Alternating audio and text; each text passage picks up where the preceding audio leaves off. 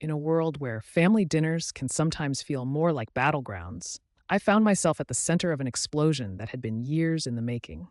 Imagine sitting at a dinner table surrounded by friends and family, the air filled with laughter and the clinking of glasses, a celebration of accomplishments and milestones.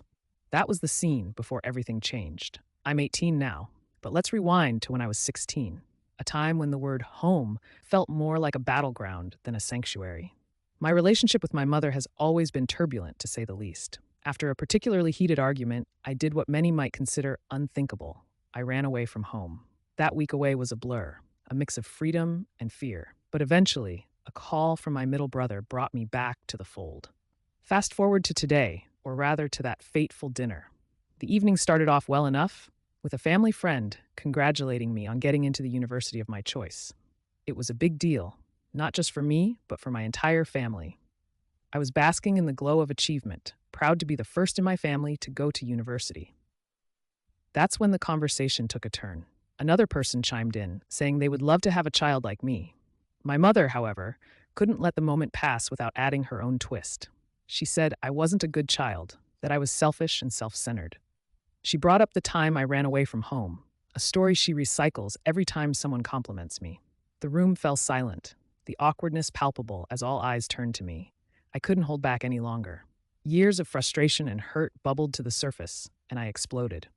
I stood up, my voice loud and clear, as I told everyone that it was my mother who was selfish and self-centered, obsessed with her reputation and the image of a saint burdened with a troublemaker for a child.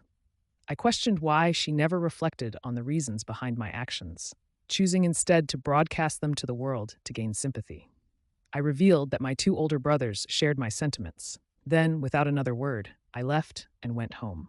In the silence that followed my departure, I realized the gravity of what I had done. I had aired our dirty laundry in the most public way possible, at a dinner with friends and family. My mother's response was cold and calculated.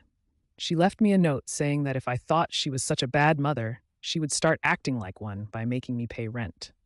My brothers agreed with the points I made, but wished I had chosen a different time and place to express them. The tension at home is palpable, with conversations reduced to notes and a chasm growing between my mother and me. This incident has left me questioning everything. Was I justified in my outburst, or should I have handled it differently? The relationship with my mother seems irrevocably changed, and as I stand on the brink of a new chapter in my life, I wonder if reconciliation is even possible. But this isn't just my story. It's a reflection of the complicated dynamics that exist within families, a glimpse into the struggles of growing up and finding one's voice. It's about the pain of being misunderstood and the longing for acceptance and support from those who are supposed to love us unconditionally. I invite you to share your thoughts and experiences. Have you ever found yourself in a situation where you had to choose between silence and speaking out, regardless of the consequences? How did you navigate the complexities of family relationships and the journey to self-discovery? Your stories, like mine, are important. They remind us that we're not alone in our struggles and that sometimes the hardest battles we face are with those closest to us. Let's start a conversation, share our experiences, and maybe, just maybe, find a way to bridge the gaps that divide us.